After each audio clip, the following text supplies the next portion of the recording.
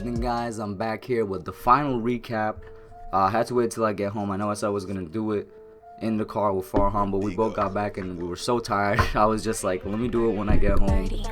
Because the bus, we took a bus there to MetLife, right?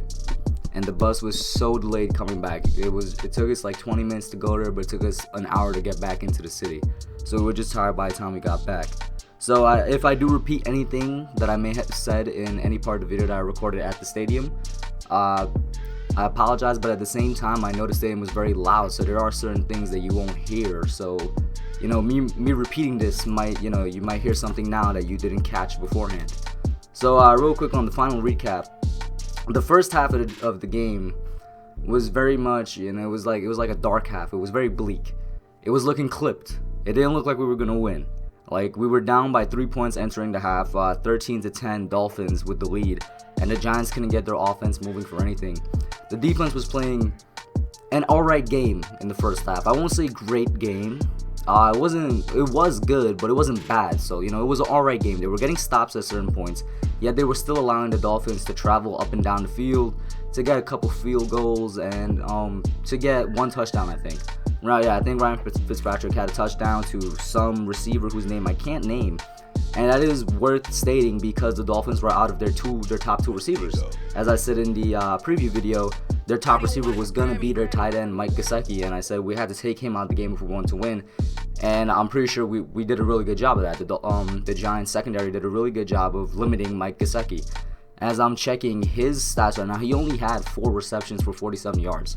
And if the Dolphins were going to win, he was going to have to be somebody that were going to be around the 80 to 100 yard mark, and the Giants did a great job of limiting that.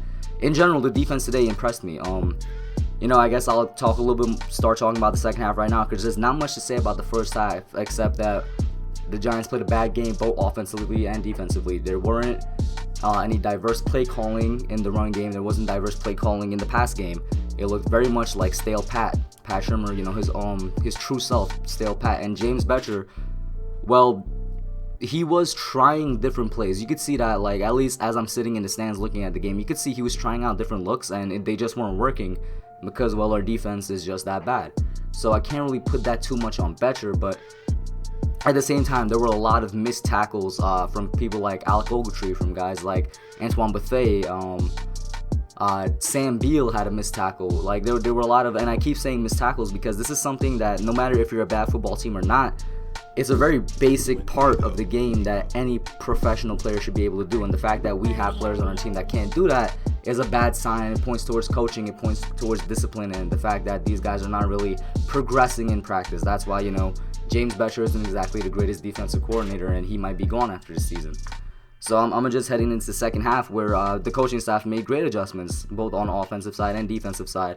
We came in the second half, we got like 2 sacks, I believe, one by Dalvin Tomlinson, one from O'Shane Zimenez, who I'm loving more and more. He's looking like an actual part of this team, like an actual future cornerstone of the team. Maybe he can be one of our future great pass rushers, because he continuously, since coming off the bye week, has been getting sacks and has been getting pressure along with Marcus Golden, who I hope is somebody we keep on the team.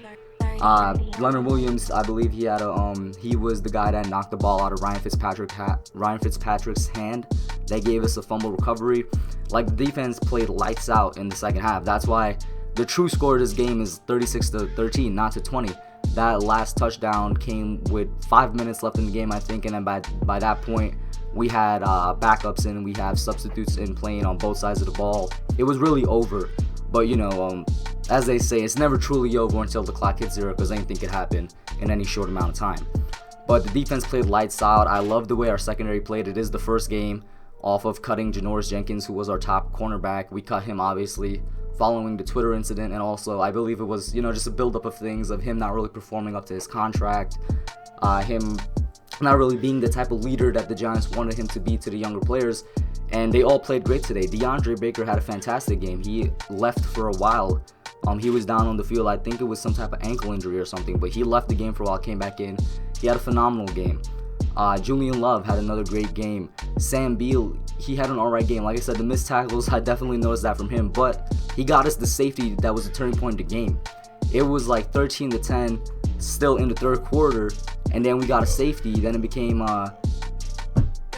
then it became a safety 2 points, 15-10, all that, and then we got touchdown, and all of a sudden it took off, and it all started with that safety from Sam Beal. Saquon turned it up in the second half. He looked like the Saquon Barkley before the injury. And a part of me wants to think that maybe this is a sign that he was just a little bit out of it mentally, because, you know, he was never injured before in high school or in college. So this was his first major injury, and it was in the NFL. So maybe he didn't deal with that in a way that we expected him to deal with it, and maybe he needed some more time to come back from it, because this was the kind of a perfect opponent to come back on it at. Like, the Dolphins aren't the greatest team. We have the same record as them. That alone should be evident that they're not the greatest team, and he had a great game against them. He for the first time in a long time, he had more than 20 carries, 24 carries, and for the first time in a long time, he had more than 100 yards on the ground, 112 yards, averaging nearly 5 yards a carry at 4.7 yards and 2 touchdowns. Saquon looked amazing in this game. He looked like his old self, and he was involved in the passing game. He had 4 receptions for 31 yards, averaging around 8 yards per reception.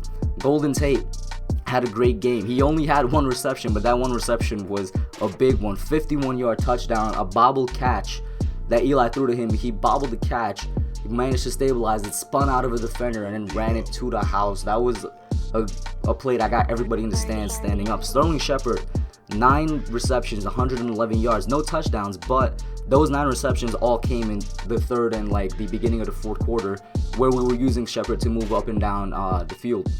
And Darius Slayton, I just want to put him out there because I still think he's the best rookie wide receiver. He had another touchdown today, only 2 receptions. However, maybe he'll get involved a little bit more. In general, I saw a lot of things from the team I liked in the second half because it showed adjustments, it showed progress. I loved what I saw from the defense. I loved what I saw from the offense all around. It doesn't change me wanting the coaching staff to be changed and me wanting certain players to be cut, but it's just a nice win to have. It's a great win to have in a very sad and a very dark season where we're basically in tank mode, and I still am a supporter of the tank. And for those of you that are, don't worry about it. We still hold the tiebreaker over Miami and these other teams. We're still in the 2nd overall pick. What we do have to worry about is next week's games about Washington, but that's another video. And I do have to say I love the emotion in this game and the emotion in the stadium. Since I entered the stadium, before they even began the game, before the first snap, there was a lot of love shown towards Eli, bro. Everybody was chanting his name. A lot of people had posters, you know, stuff like Eli forever, we love you, Eli, thank you, Eli. And I didn't expect that entering the game. Like, I knew in the back of my mind that this could be his last home game, but it didn't really hit until you enter the stadium and everybody's chanting his name. In practice, in warm-ups, they're chanting his name. Before the first snap, they're chanting his name. When the other team has the ball, they're chanting his name. They literally chanted his name whenever they had the chance to chant his name, and that was very powerful and moving moments throughout the entire experience.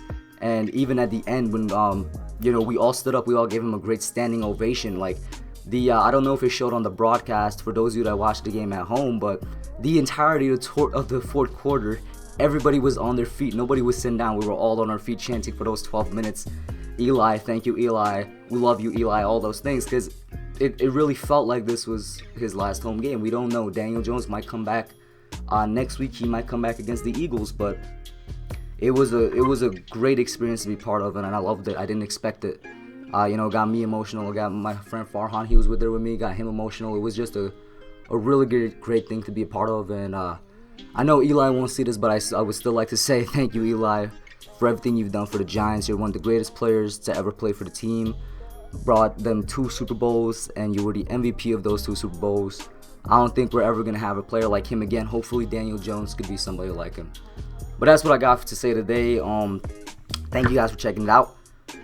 Leave your thoughts below, like, share, comment, subscribe, and please go check out my friend Farhan's stuff. He helped a lot with making this. He's going to be editing everything and putting it together. I'm out. Alright guys, thanks for watching. Put your comments down below. Make sure you smash that like button, subscribe, and turn on post notifications. Until next time, I'm out.